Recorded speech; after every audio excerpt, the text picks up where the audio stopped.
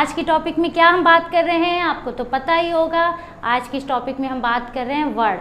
तो हमारा वर्ड चल रहा है, वर्ड जो बहुत एग्जाम की दृष्टि से बहुत ही ज़्यादा महत्वपूर्ण है।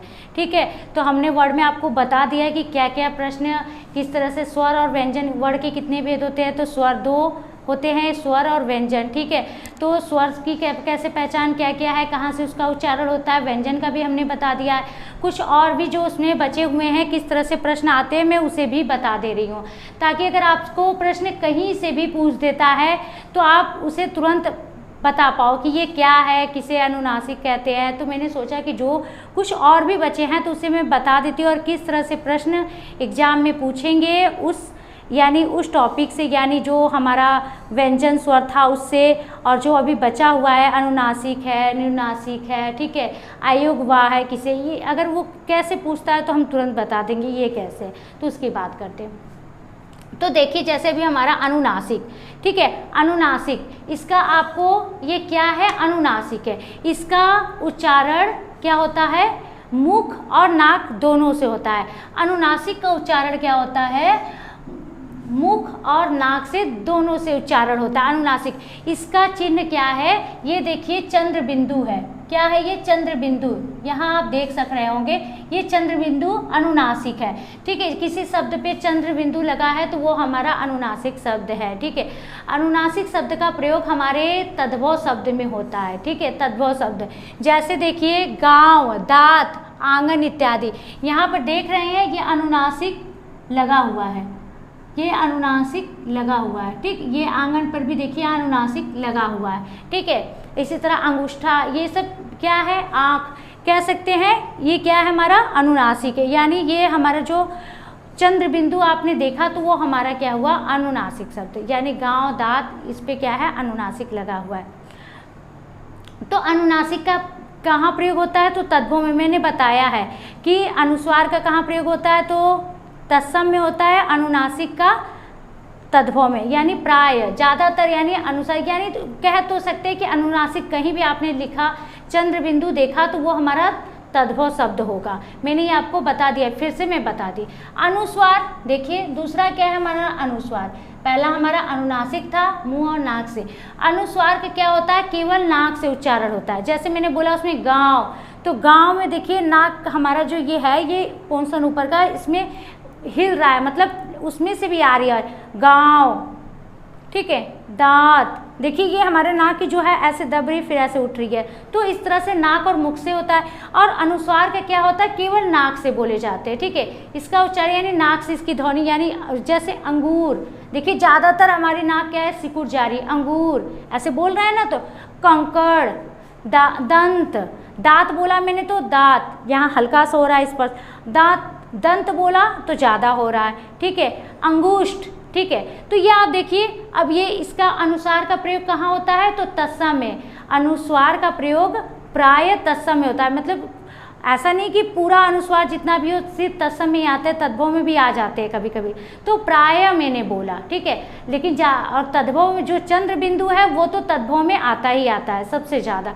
तो जैसे मैंने दंत, दंत क्या है हमारा, यहाँ ये तत्सम शब्द है, दंत का तद्भव क्या बना, दांत बना। यहाँ पर भी आप देख सकते हैं दांत, ये क्या हमारा दांत क्या है, तद्भव है, दंत क्या है हमारा, तत्सम है। इसी तरह अंगूर, और इसी तरह हम कह सकते हैं अंगुष्ठ। अंगुष्ठ क्या है, अंगुष्ठ हमारा उस पर चंद्र बिंदु लगा नहीं है, अनुस्वार लगा है। अगर अंगुष्ठा बोले तो उस पर चंद्र बिंदु लगा, तो अंगुष्ठ का क्या बना, अंगुष्ठ, अंगुष्ठ का अंगुष्ठा बना, तो वो हमारा क्या है, तद्भव बना।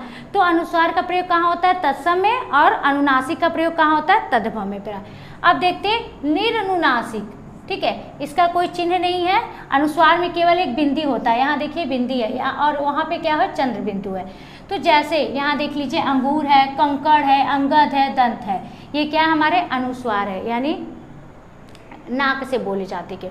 केवल मुख से बोले जाने वाला सस्वर वर्ण निरनुनासिक कहते हैं। ठीक है, केवल मुख से जो बोला जाता है वर्ड उसको हम निरनुनासिक कहते हैं। जैसे इधर उधर तुरंत निकल रहा है ना, नाक थोड़ा सा भी आपको हिल भी नहीं है। देखिए इधर उधर, अपना घर, ठीक, घर हमारा क्या है, निरनुनासिक है।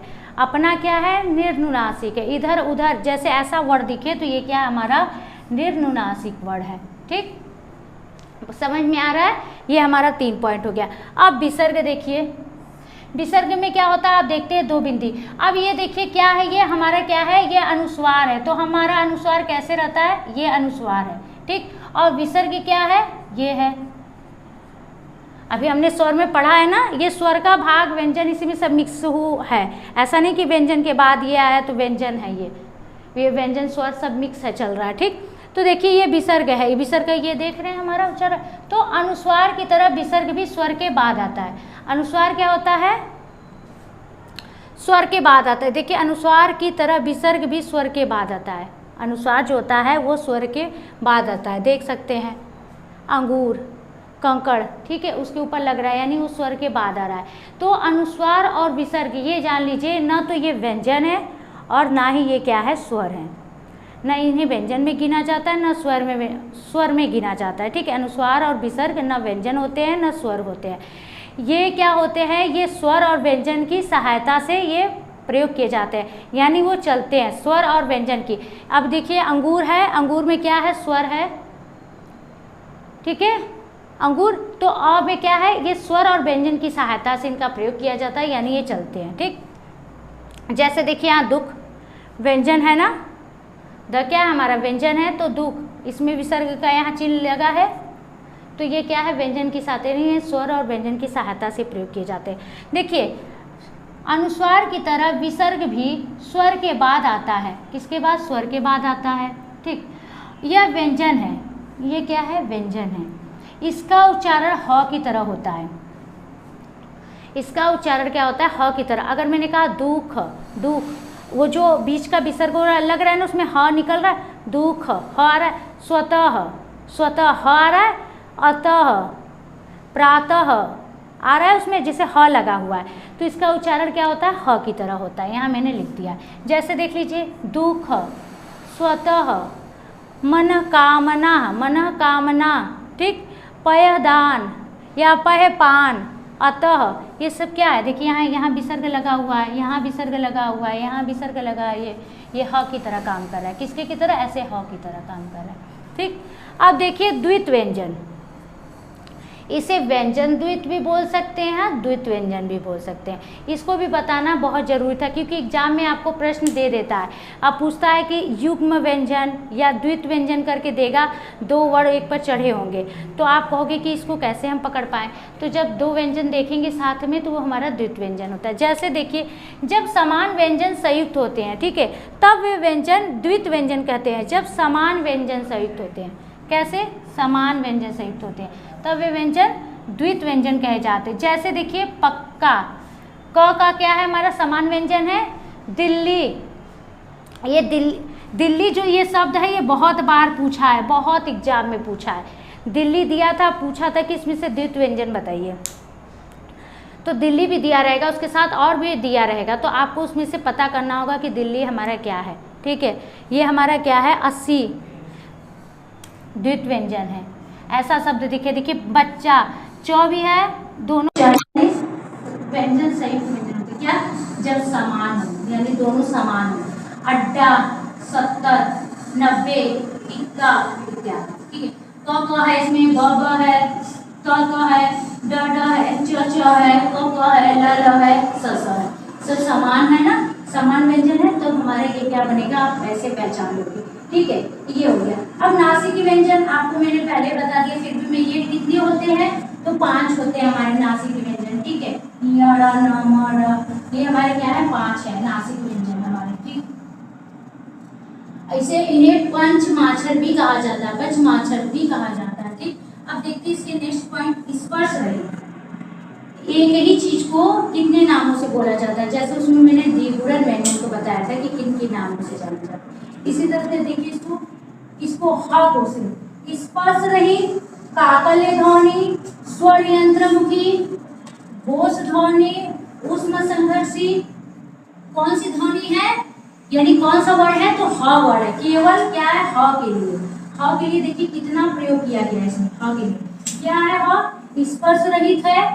ठीक, काकल्य ध्वनि है ये, और क्या है, स्वर यंत्रामुखी है और घोष ध्वनि है और ऊष्म संघर्षी भी है।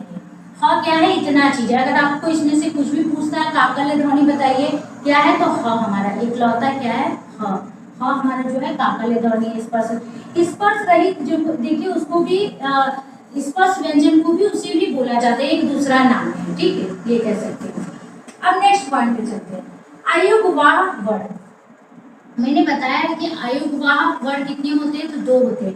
कौन कौन से होते हैं, ये देख लीजिए। अ यानी एक अनुस्वार और विसर्ग, ठीक है, ये आयुगवाह यानी योग न होने पर भी, आयुगवाह का अर्थ क्या होता है, यानी योग न होने पर भी साथ में हुए उसका प्रयोग होता है, यानी साथ में बैठा हो, योग न होने पर भी वो हमारे साथ चलता है, ठीक है, यानी उसका योग तो है नहीं है, इसका कोई अर्थ नहीं, लेकिन क्या करता है, हमने अभी बताया आपको कि ये स्वर व्यंजन की सहायता से चलता है, यानी उसके सहायता से वो शब्द में प्रयोग किए जाते हैं। अब नेक्स्ट पॉइंट अपना देखते हैं, हिंदी में मूलतः वर्णों की संख्या कितनी है, ठीक है, हिंदी में मूलतः वर्ण यानी पूरा वर्ण की बात कर रहा है, कितने हैं, तो 52 है। इस तरह से अगर आपको प्रश्न पूछता है तो आप क्या लिखोगे, 52। फिर नेक्स्ट पॉइंट पर भी चलते हैं, किसी स्वर के उच्चारण में, किसी स्वर के उच्चारण में लगने वाले समय को क्या कहते हैं, मात्रा कहते हैं। मैंने स्वर बताया था तो उसमें आपको बताया था कि उसे मात्रा कहते हैं, लेकिन किस प्रकार से प्रश्न बन के आएगा वो मैं यहाँ आपको दिखा रही हूँ कि किसी स्वर के उच्चारण में लगने वाले समय को मात्रा कहते हैं, ठीक है। अब हमारा नेक्स्ट पॉइंट देखिए, आगत स्वर, यानी आगत स्वर भी होता है, आगत व्यंजन भी होता है। तो आगत स्वर हमारा क्या है, आ है, उसपे ऐसे तो रहेगा लेकिन उसमें बिंदी नहीं रहती, देखिए यहाँ आगत ये स्वर है, यहाँ ऐसे तो है लेकिन इसके अंदर बिंदी नहीं है, अगर जैसे हम बिंदी दे देंगे तो ये क्या होगा, चंद्र बिंदु हो जाएगा। अब देखिए हमारा अगला क्या है, आगत व्यंजन, ये आगत स्वर था, ये आगत व्यंजन। तो कितने होते हैं, आगत स्वर 1 होते हैं, आगत व्यंजन 2 होते हैं, ठीक, ज और फ, ज के नीचे भी बिंदी लगा रहेगा, फ के नीचे भी बिंदी लगा रहेगा, जैसे रुकता था वो होता है ना फारसी का, वही